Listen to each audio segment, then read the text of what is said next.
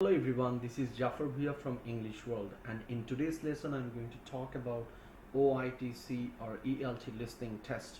Well, আজকের লেসনে আমি আলোচনা করতে যাচ্ছি লিসনিং টেস্টের মধ্যে অ্যাকচুয়ালি কোন ধরনের কোয়েশ্চেন প্যাটার্নগুলো থাকবে এবং ওভারঅল কত মিনিট সময় দেওয়া হবে এবং কোন ধরনের কোয়েশ্চেন প্যাটার্নগুলো আমাদের এখানে দেওয়া থাকবে। ওয়েল, সো ভিডিওটা শুরু করার আগে একটু বলে নিচ্ছি, যারা আমাদের চ্যানেলে নতুন আছেন please don't forget to subscribe our channel to get the new videos. Alright, so now let's get started. Well, as you can see, this is the details of ELLT listening test, or this is the details of ELT listening test. Well, so I'm going to talk about the overall thing of the ELT listening test. So let's get started now. First of all, as you can see here, that's the time. So first of all, I'm going to talk about the time. Well, the time will be overall 20 minutes overall. আমাদের overall সময় থাকবে 20 minute সময় থাকবে listening এর জন্য। আপনার যে listening এর যে টেস্টটা হবে এটা হবে 20 মিনিটের, right? Okay, number 2 is the task, like how many recordings there will be. Well, there will be 2 recordings for you guys, and in the 2 recordings there will be questions like nearly 10 to 15 questions in the listening test. So listening টেস্টের মধ্যে আমাদের total 2টা recording থাকবে এবং আমাদের এখানে কি থাকবে, লাইক টোটাল 10 থেকে 15টা কোয়েশ্চেন থাকবে, যে কোয়েশ্চেন্সগুলো আমাদেরকে কি করতে হবে, সর্ট আউট করতে হবে উইদিন 20 মিনিটস।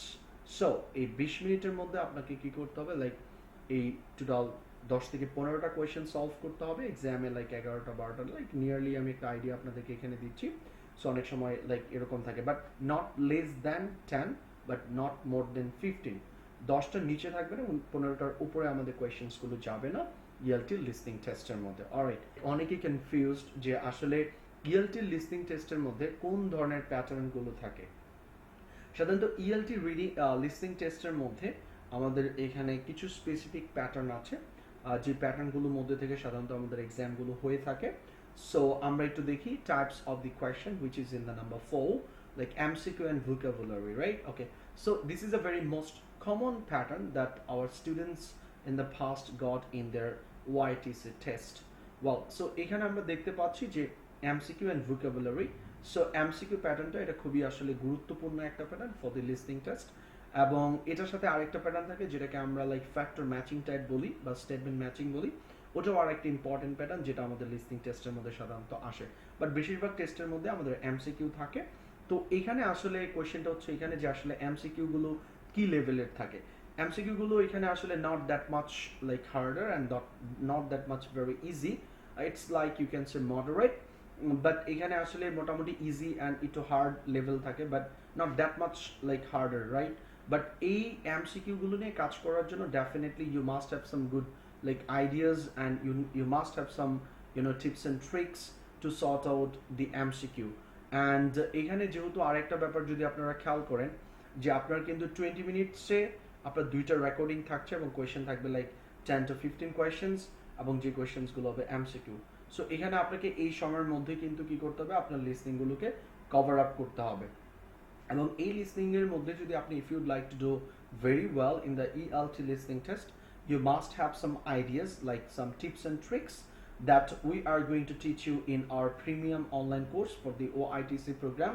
So আপনারা যদি লিসনিং এ খুব ভালো করতে চান এবং if you'd like to know the some amazing tips and tricks, so you guys can join in our online premium course that we are going to launch very soon. আমাদের প্রোগ্রামের মধ্যে, আমাদের অনলাইন কোর্সের মধ্যে আপনারা পাচ্ছেন ELT or OIETC এক্সামের আমাদের 4টা মডিউলসের উপর ইন্ডিভিজুয়ালি টিপস এন্ড ট্রিক্স গুলো থাকবে, সাম অ্যামেজিং টিপস এন্ড ট্রিক্স গুলো থাকবে, যে টিপস এন্ড ট্রিক্স গুলো আপনাকে হেল্প করবে আপনার ডিজায়ার্ড স্কোরগুলো কি পাওয়ার জন্য। Alright, so dear candidates, if you'd like to join with us, please contact us now because batch is going to be started very soon.